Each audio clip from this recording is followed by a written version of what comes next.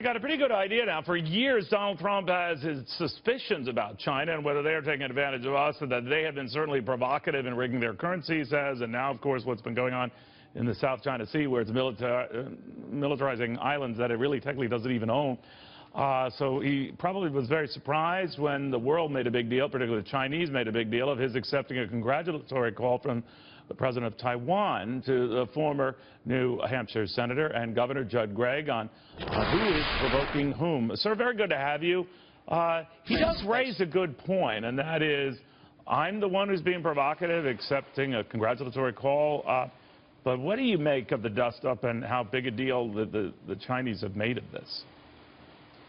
I think it's going to be a very big deal. I think the Chinese feel that the United States is aggressive in our foreign policy in a way that undermines their status. And you've got to remember that China has 1.3 billion people. That's a billion more people than we have. They have an economy which will be equal to ours in about 5 to 10 years. And they have a military which will be equal to ours probably in 10 to 15 years. And so they don't see themselves as step cousins to us. They see themselves as equals. So you can't deal with them in a cavalier or capricious way. Plus, they're headed into some very serious economic pressures within China.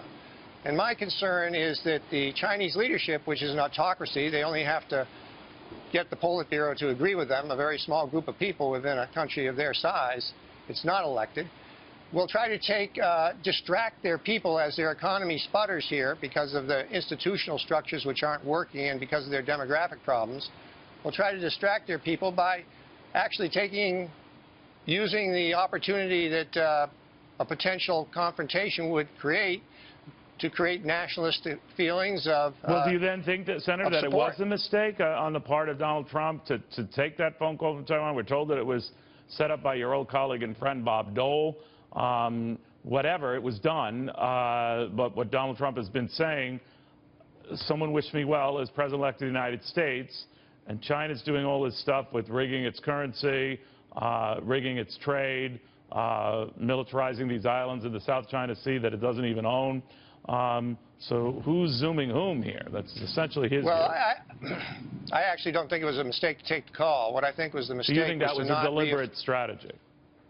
Well, I don't know whether it was a strategy or not, but I don't think taking the call was a mistake. I think what was a mistake was not at the same time when it became public that he'd made this call, or the call had been made to him, that he didn't reaffirm the Shanghai Accords, the Nixon policy, and the One China policy. So there was no issue as to trying to reset that after 40 years. And if he'd done that in a collateral effort, along with taking the call, then I don't think the issue would have been raised. But he took the different approach, which was to basically put forward a very legitimate list of issues that we have with China. Those are very legitimate issues that he raised. So maybe this was part of that strategy to say, look, I mean, this might be our long-standing, decades-long policy, but, you know, things are going to change with a Donald Trump. What do you think? Well, if that's the change he's going to make, that's the wrong change. The One China policy has kept the Taiwan issue under control. And the Chinese are incredibly sensitive to this issue. It's the only thing they ever want to talk about when you go over there and meet with their leadership as the first issue. Are you going to maintain the One China policy? Are the Shanghai Accords still in place? And we've always said yes. So that means that they eventually want Taiwan to be part of China, right? That's how they see it. So by force, yes, or by hook or crook, that's what they want, right?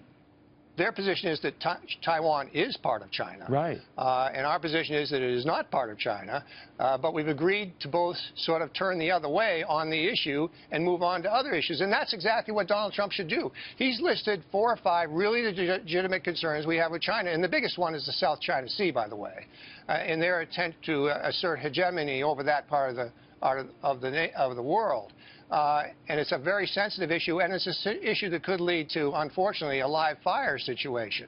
So I do think he should take those issues on. Yeah. But to take them on in the context of revoking the One China policy would be the wrong initial step. The initial step should be, these are the problems we have. And he listed them. And he listed them quite accurately. Now let's sit down and see how we can address those. How do you think he will be on foreign policy? How do I think he'll be? I think it depends on the type of folks he surrounds himself with. So far, his choices for the cabinet have been exceptional. I mean, they've just been exceptional people, strong, thoughtful, substantive people who know how to get things done. And if he picks that type of Secretary of State to go with his Defense Secretary, to go with his CIA head, to go with his Commerce Secretary, then I think he's going to be getting really good counsel. What if as long as he doesn't tweet after 12 o'clock at night, it would be okay. What? Sorry. I'm sorry. What if he picks ExxonMobil CEO Rex Tillerson as his Secretary of State? How do you think that would go down? I have no idea. You know, he's head of Exxon, so obviously he's been around the world a lot. Right. Whether or not he has the knowledge to be a strong secretary, my choice is Bob Corker. He's one of the strongest senators we have. He knows foreign policy inside and out. He travels to all the worst places in the world and finds out what's going on. Extraordinarily talented guy. All right. Senator, Governor, thank you very, very much. We appreciate